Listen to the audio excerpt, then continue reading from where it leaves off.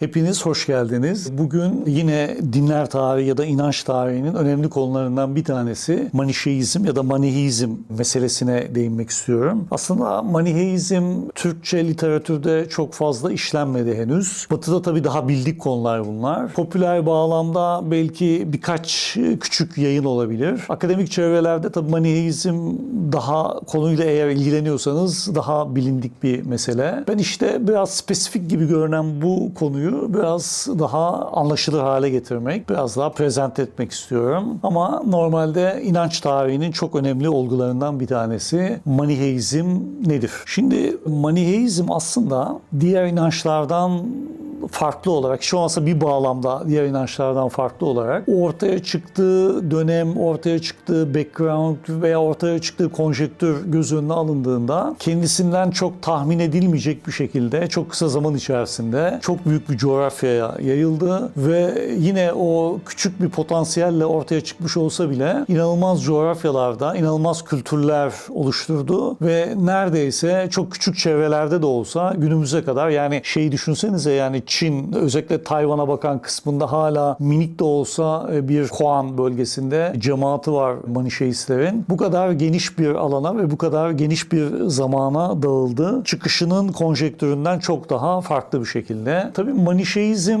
veya bazen Maniheizm, her ikisini de kullanabilirim ben, şaşırmayın. Birisi Fransızca, birisi İngilizcedir.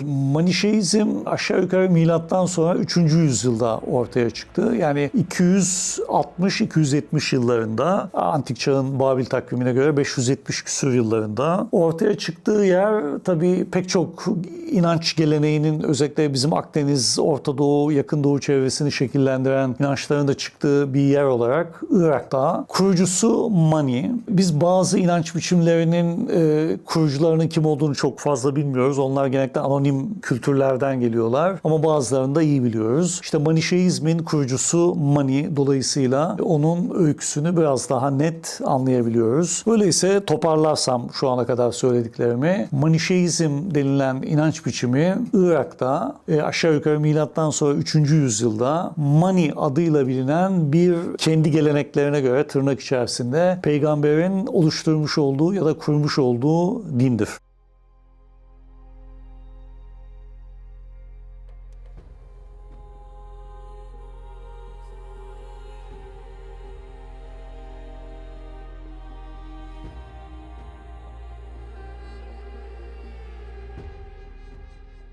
Manişeizmin önemi ne? Yani tamam, az evvel saydım, yani çok geniş bir coğrafyaya yayıldı. Yani düşünsenize, aşağı yukarı 3. 4. yüzyıldan itibaren, özellikle 5. 6. yüzyıldan itibaren Orta Asya, Çin, Hindistan, hatta Moğolistan, batıda baktığınız zaman İngiltere'ye kadar uzanan bir coğrafya, Akdeniz'in önemli bir kısmı, Orta Doğu'nun veya Yakın Doğu coğrafyasının önemli bir bölgesi. Bir zamanlar Manişeist küçük gruplar da olsa Manişeistler tarafından iskan edilmişti. Bunlar tamam, anlamlı ve önemli kılan şeylerden bir tanesi bu belki. Ama şu çok önemli. Manişeizm Orta Doğu'daki inançları çok şekillendirdi.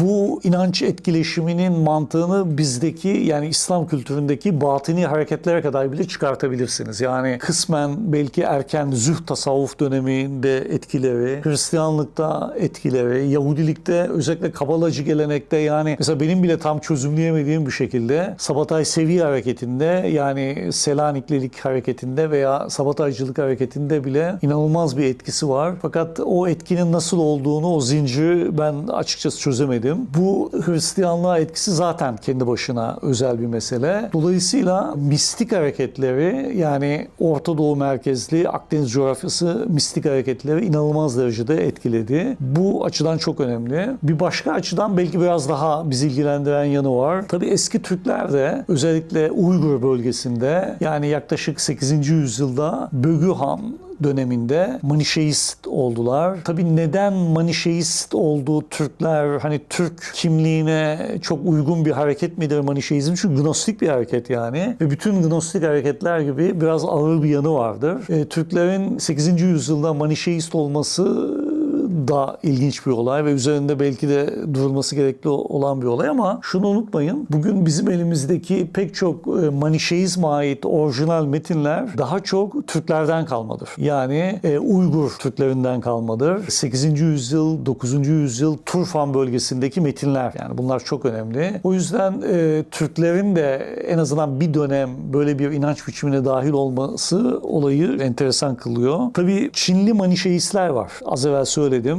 Bugün Çin'in en doğusunda aşağı yukarı Tayvan'a bakan kısımda Kuan bölgesinde Kuan tapınağı vardır meşhur. Gerçi daha sonra Budist tapınak olarak kullanıldı ama o Budist tapınak olarak kullanılması da son yani birkaç yüzyılın hikayesidir. Düşünsenize yani Çinli Manişeistler vardı ve bunlar son birkaç yüzyıla kadar yaşadılar. Aslında bugün aynı bölgede hala küçük de olsa böyle biraz Budizmle falan etkileşmiş, Taoculukla falan etkileşmiş şekilde hala böyle birkaç yüz kişilik Manişeist topluluk ve bunlar etnik olarak da Çinli yani hala yaşıyor bölgede. O yüzden Manişeizm enteresan bir inanç hareketidir. Yayılmasının mantığı biraz Mitraizme benzer ve mutlaka sizin bu Manişeist inancı Gnostik bir kültürün içine oturtmanız gerekiyor. Yani Gnostisizm ben daha önceki videolarda biraz açıkladım. Belki ileride kendi başına Gnostisizm nedir? Buna benzer bir konu yapabilirim. Ama bu milattan sonra 100, 200, 300, 400 gibi yıllarda Akdeniz coğrafyasında ortaya çıkan inançların önemli bir kısmı Gnostik kökenlidir. Gnostisizmin arkasında biraz Yakın Doğu'nun, işte Budizm, Orta Doğu'nun o eski Mezopotamya inançları, Mısır'ın eski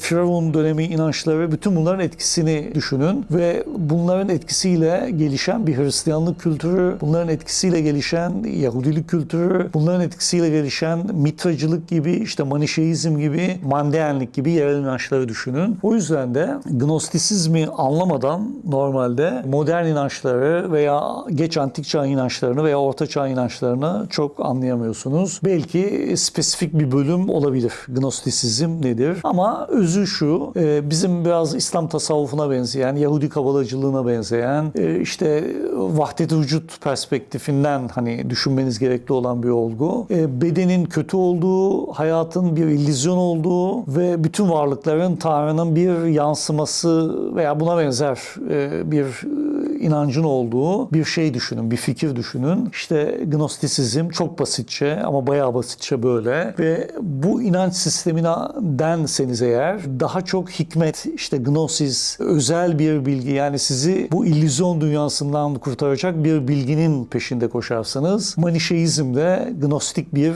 geçmişten gelir. Şimdi girişle size bir bilgi verdiğimi düşünüyorum. Biraz kısaca tarihsel süreç yani nasıl ortaya çıktı hikayesi.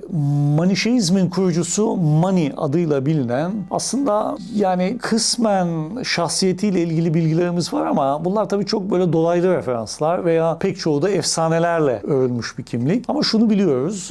Mani aşağı yukarı milattan sonra 3. yüzyılın ortalarına doğru bugünkü Irak'ta, Babil civarında işte eski Nippur, antik Mezopotamya Sümer bölgesinin Nippur civarına yakın ve Mardinu diye bilinen bu Mardinu bölgesi Ktesifon'a yakın bir yerdir. Yani Ktesifon bugün az çok bildiğiniz bir yer. Babil az çok bildiğiniz bir yer. İşte bu bölgede yani Bağdat'ın sağında solunda olduğunuzu düşünün. Orada Mardinu diye bir antik kasabada veya köyde doğuyor. Tabii işin böyle biraz eğlenceli yanlarından biri şu. Türkçe'de bu Mardinu'yu bizim Mardin diye anladıkları için yani YouTube'da veya buna benzer bazen literatürde rastlıyorum yani. Hani bizim Mardin gibi düşünmüşler. Tabii bizim Mardin değil orası. Orası hocam Irak'ta, Babil'in oralarda Mardinu denilen bir village. Mani'nin tabii hikayesi biraz ondan kaldığı varsayılan kitaplardan, biraz ondan bahseden, onun müritlerin tarafından yazılan yayınlardan veya İslam kaynaklarından ya da Hristiyan kaynaklarından falan biraz anlayabiliyoruz. Ki babası yani ailesiyle ilgili biraz bilgimiz var. Fattik adında birisi. Fattik kelimesi biraz Aramice bir kelime. Annesi Meryem yani böyle bir isim. Bu da çok klasik zaten Orta Doğu'da. Ailesinin hiç olmazsa babasının El Kasai adıyla bilinen bir dini cemaat ya da bir dini gruptan olduğunu anlıyoruz. Bu El-Hasai denilen grup aslında bizim kısmen veya çok dolaylı olarak bildiğimiz bir grup. Bunlar kimdi? Yani El-Hasai grubu kimdi? Yani nasıl bir inanç mensuptu bunlar? Bunlarla ilgili, bunların orijiniyle ilgili şu tezler var. Ya Mandean olduğunu kabul ediyorlar. Yani Mandeanlik veya İslam kaynaklarında Sabilik diye geçen bir inanç biçimi. Mandeanler de Irak'ta bir şekilde Basra civarında hala az da olsalar varlar ve çok eski, çok antik bir inanç biçimi. Bir teze göre bunların kökü, yani El-Hasai grubunun kökü Mandean. Bir gruba göre Yahudi Hristiyan, daha doğrusu Jewish Hristiyan denilen Ebiyon kökenli bir erken Hristiyanlık türü. Bir gruba göre bu Dead Sea Scrolls, yani Ölüdeniz el yazmalarını yazan ve Kurman bölgesinde var olan Esseniler adıyla bilinen bir dini cemaatla ilgisi olduğu varsayılıyor. Bu Esseniler adıyla bilinen ve aslında böyle Gnostisizmle karışık Hellenistik bir Yahudiliği temsil eden bir Ölüdeniz yazmalarında işte az çok tanıdığımız Esseniler adıyla veya Ebiyonlar adıyla bildiğimiz erken Hristiyanlığın da biraz ilişkili olduğu bir grup olduğunu varsayıyorum. Bu El-Hasai adıyla bilinen ve Mani'nin babasının ya da ailesinin dahil olduğu bu inanç kesimini. Bunlar işte beyaz elbiseler giyiyorlar. Sürekli Fırat Dicle'de vaftiz oluyorlar sularla falan. Gayet gnostik bir hareket. Her türlü bedensel hazdan uzak duran falan bir kültür bu. Mani'nin de öyle anlaşılıyor ki ilk önce burada, yani bu grubun içerisinde yetiştiği anlaşılıyor. Daha sonra kendisinin ikiz ruh dediği ve Aramice'de Tavma adıyla bilinen bir ilahi meleğin, öyle söyleyeyim, kendisine mesaj getirdiğini söylüyor Mani.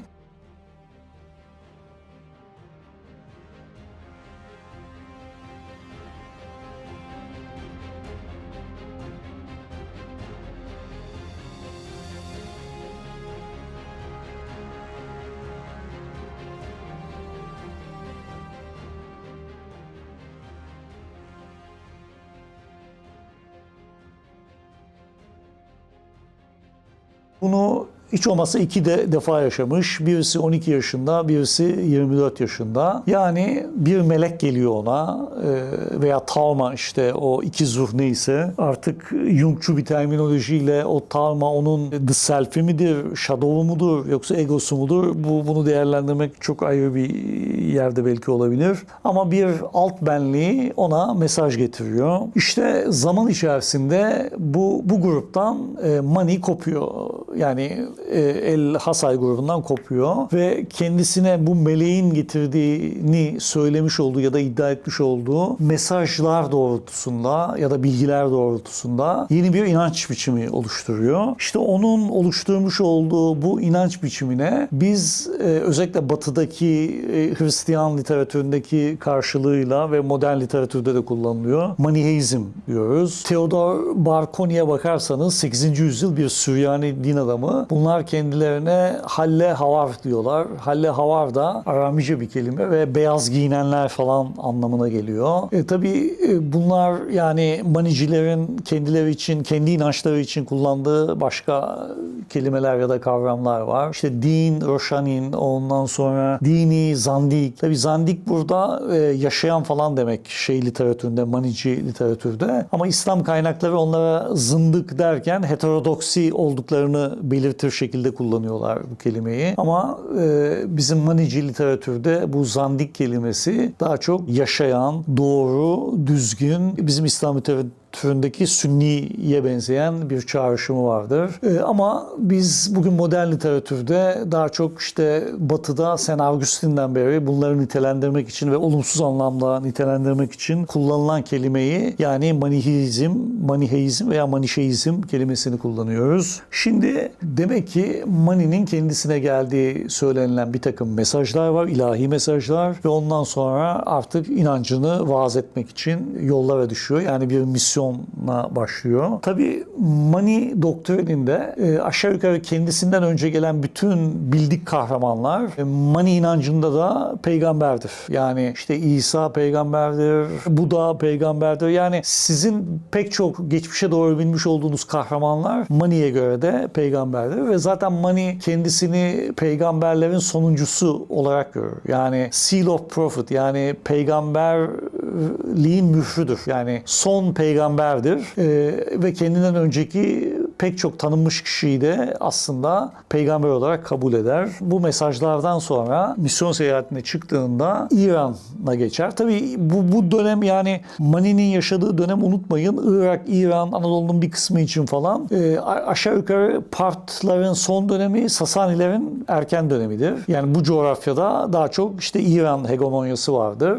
Partlar önce, Sasaniler sonra. Ama tam Mani'nin misyona başladığı dönem Sasaniler dönemine denk düşer.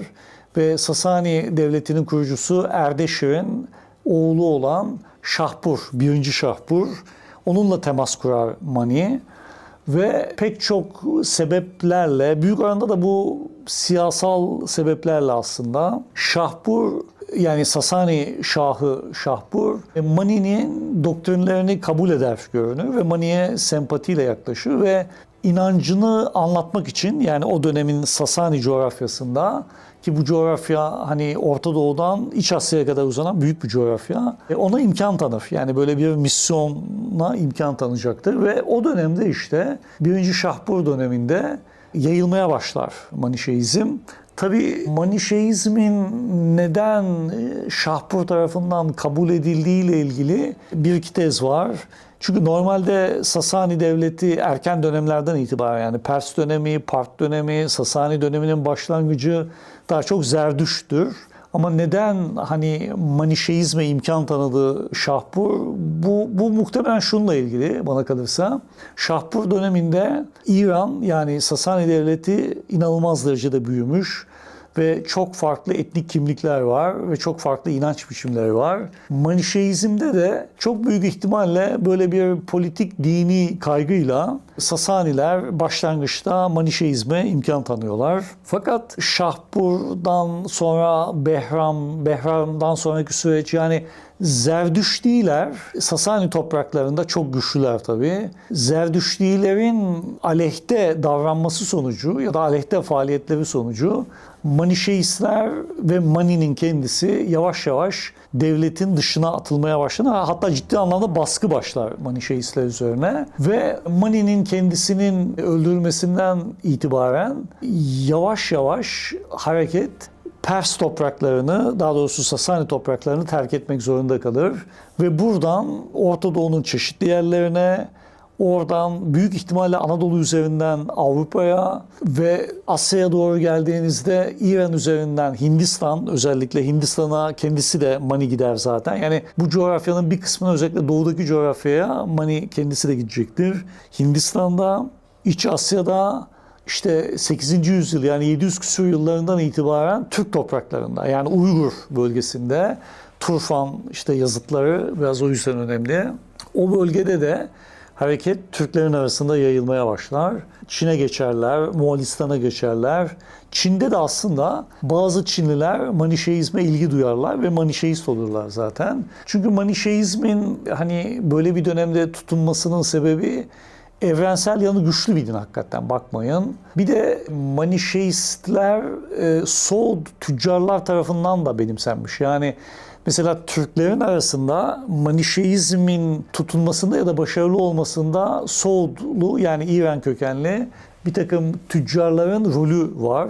Tabii neden Soğudlular ya da bu Orta İran döneminin İranik kabileleri, işte Soğudlar, Partlar, diğerleri neden yani ilgi duydular bu inanca? Bu da aslında çok tartışmalı bir mesele. Fakat bunların emin olun hepsi kendi başına ayrı ayrı konular. Ben o yüzden çok kendi mantığımdan kopmak istemiyorum. Ve artık bundan sonra bu inanç pek çok yerde yayılır.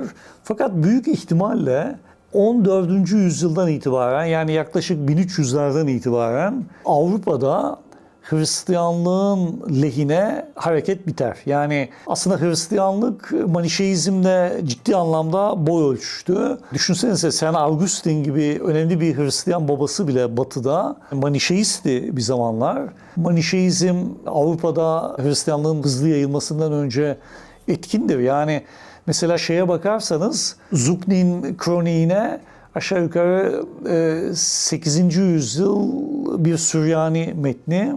Orada Justinian döneminde İstanbul'da bile çok sayıda Manişeist vardır. Yani bu metini eğer hani doğru kabul edecek olursak. Batı'da Manişeistler güçlüdür. Alman kabileler arasında kısmen de olsa yayıldı falan. İspanya'da falan biraz var. İtalya'da falan biraz varlar. Fakat tabii artık Avrupa'da Hristiyanlık devletin de resmi dini olmaya başlayınca ve Manişeizm üzerine başlayan o Hristiyan apolojik metinleri çoğalmaya başlayınca Manişeizmin Batı'da sonu işte böyle bir 12-13. yüzyılda falan gelmiş oldu. Doğu'da da yaklaşık yine aynı dönemler yani 14-15. yüzyıllarda Hindistan'da, İç Asya'da artık sona erdi. Türkler de yavaş yavaş tabii bu inancı terk ettiler. Çin'de biraz yaşadı. Çin'dekiler de yerli Çinliler ve biraz da Soğut kökenli olup da aslında Çin'e yerleşmiş olan ve Çinleşmiş olan bir takım küçük gruplardan oluşuyordu. Bugün işte biraz Çin'in doğusunda o Kuan tapınağının olduğu yerde böyle yarı Budist Taocu olsa da küçük Manişeist gruplar hala var. Şimdi Manişeizmin kaynakları nelerdir? Biraz ona değineyim.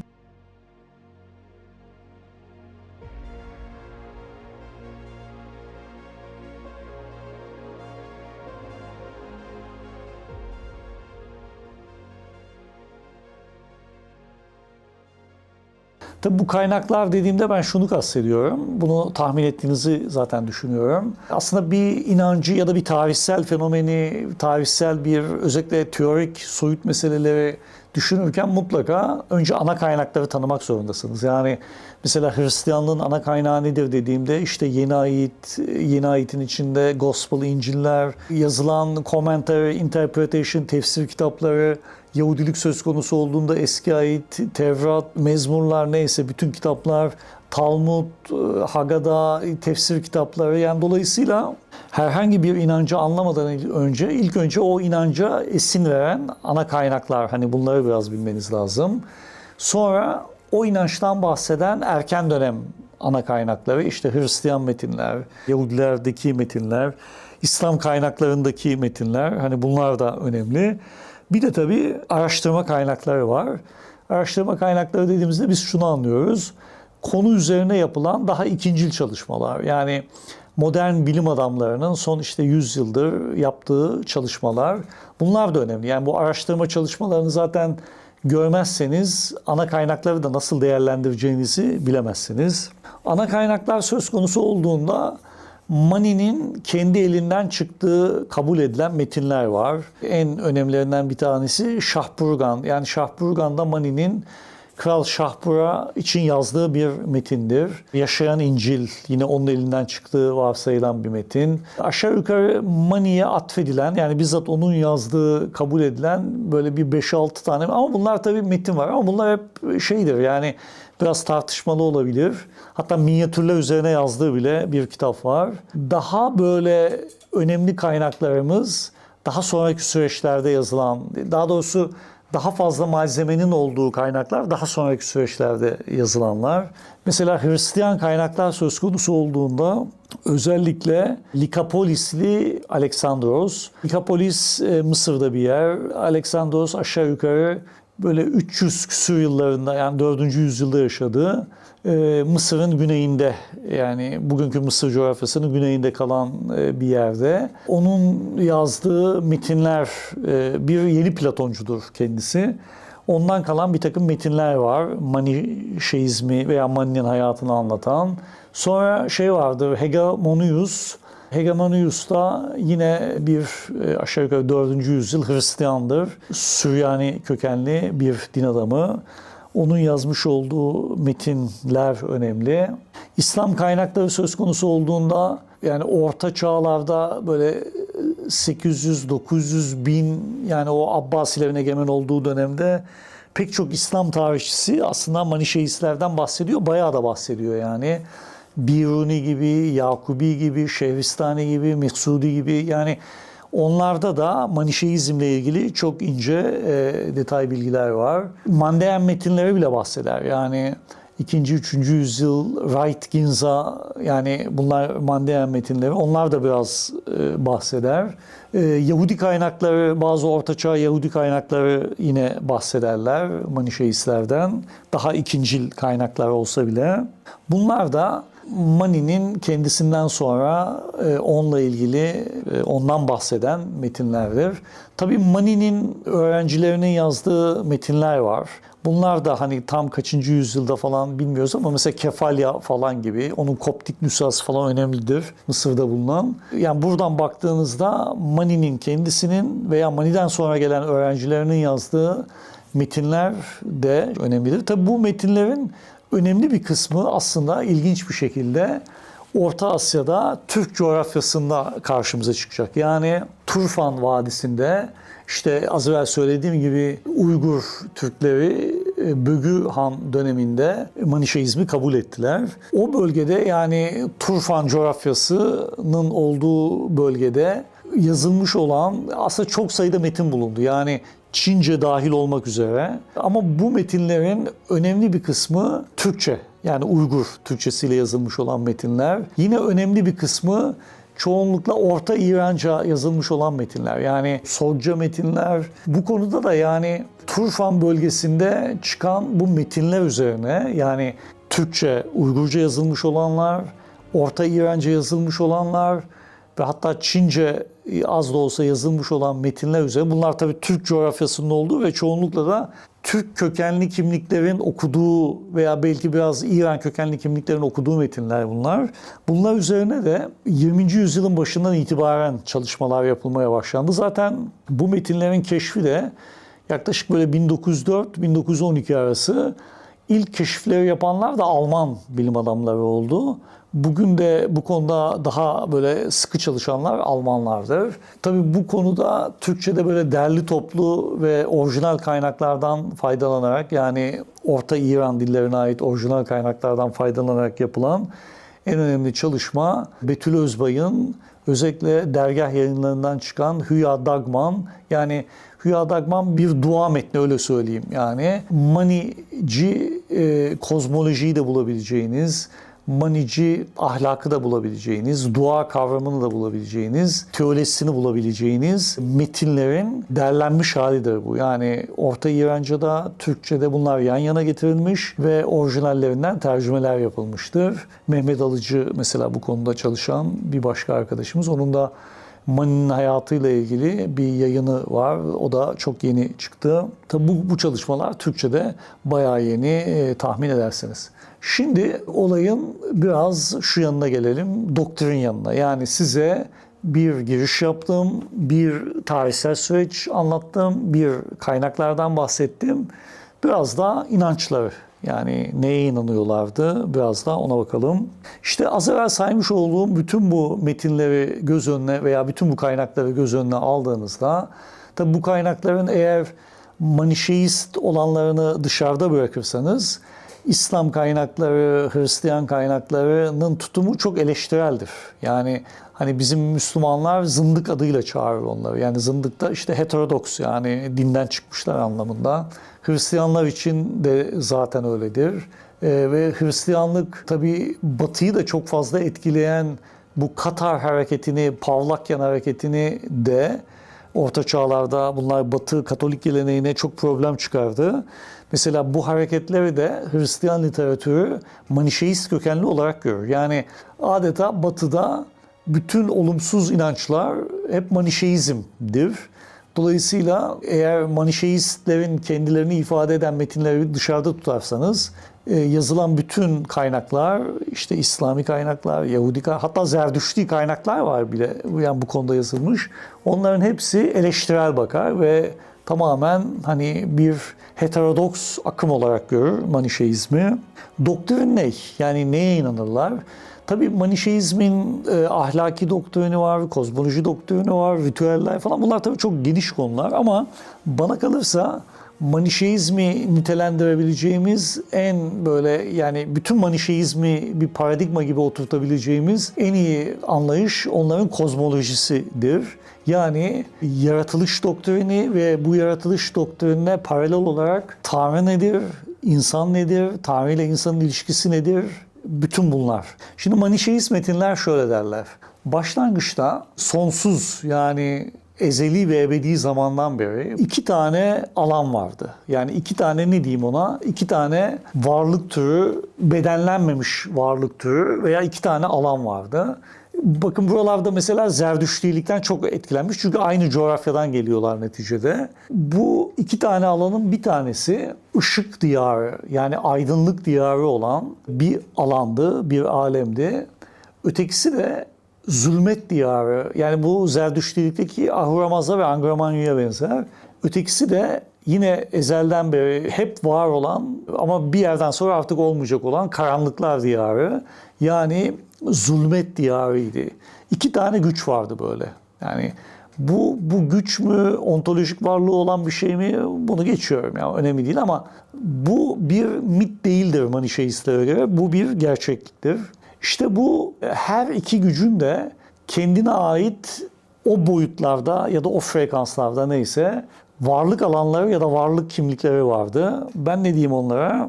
Melekler alemi diyeyim. Hani daha kolay anlayın diye öyle söylüyorum. Aslında öyle değil de. Neydi? Mesela ışık diyarının ya da ışık dünyasının elemanları, personeli. Bunlar aslında sayısı 5'tir. Bu 5 tane önemli personelin içinde en önemli kategorilerden bir tanesi aslında Aeonlar denilen Grekçe bir kelime, melekçil varlıklardı. Bunlar ışık diyarının ordusu gibi düşünün bunları. Karanlıklar aleminin ordusu da arkonlardan oluşur. Arkonlar da kötü melekler öyle söyleyeyim. İşte aslında sonsuzdan beri bu iki alem belki de çok birbirinin haberi olmadan varlıklarına devam ederken ama birinde tabii aydınlık dünyasında her şey çok mükemmel, çok iyi, ışık dolu. Öteki tarafta her şey çok kötü, berbat bir çukur yani öyle düşünün. Fakat bir gün bu karanlıklar dünyası aydınlıkların varlığını keşfeder.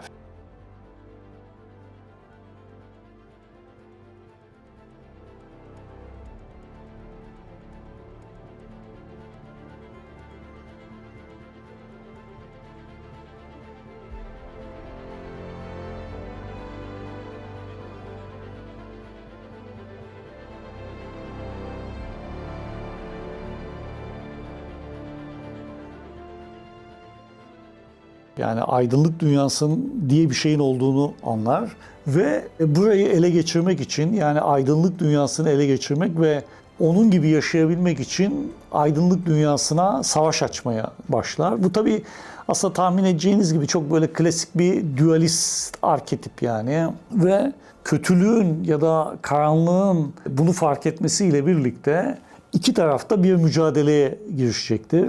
İşte bu mücadele 3 ayrı dönemde olacaktır. Yani 3 ayrı süreç sonucu bu mücadele tabii neticelenecek yani bir şekilde. Ama bu mücadelenin içerisinde taraflar mesela karanlığın tarafı kendisine yardım olması ya da yardımcı olması için bedeni yani maddi olan şeyi yaratacaktır. Aydınlık taraf da kendisine yardım etmek üzere ruh denilen ya da ruhani bir şeyi yaratacaktır, bir alanı yaratacaktır. Fakat bu çatışmanın içerisinde yani adeta bakın bedenle ruhun arasındaki çatışma yani buradan baktığınız zaman bütün gnostik hareketlerin temelini görüyorsunuz zaten bu kozmolojide. İşte böyle bir noktada her iki tarafın kendi orduları vardır. Fakat bu ordulara iyilik alemi ya da ışık alemi yani mükemmellik, yani ideal alem, yani hepimizin ulaşması gerekli olan o ideal alem, onun başka ordulara da ihtiyacı olur. Çünkü kötülük alemi çok güçlüdür ve iyilik alemine ait olan bir takım unsurları hapseder. Yani mahkum kılar. Bu tabii hani Matrix filminden falan ya da ona benzer böyle bilim kurgu filmlerinden bildiğiniz şeyler. Onların kökü çünkü buralardan geliyor. İşte bu aydınlık kendisinin gittikçe daha çok kuşatılması ve kendine ait orduların karanlık tarafından tutsak alınmasını engelleyebilmek için bir takım başka varlıklara da ihtiyaç duyar. İşte orada peygamberler gelir dünyaya. Buda gelir, İsa gelir, diğerleri gelir. Ve bu noktada işte dünyaya gelen son peygamber Manişeistlere göre Mani'nin bizzat kendisidir. O yüzden de kendisine peygamberliğin mührü vurulmuştur. Yani o sonluğu ifade edecek şekilde. Bazı Manişeist metinler yine İncil'lerden faydalanarak kendisinin İncil'lerde, Yuhanna İncil'inde belirtilen Paraklitos olduğunu söyler. Mani'nin misyonu budur. Karanlıklara ait olan her şeyi, karanlıkların elini uzattığı her şeyi ortadan kaldırabilmek, aydınlığa ait olan ve karanlığın ele geçirdiği her şeyi onun elinden kurtarmak ve yeniden sonsuza kadar artık karanlığın tamamen olmayacağı bir aydınlık dünyası kurmak.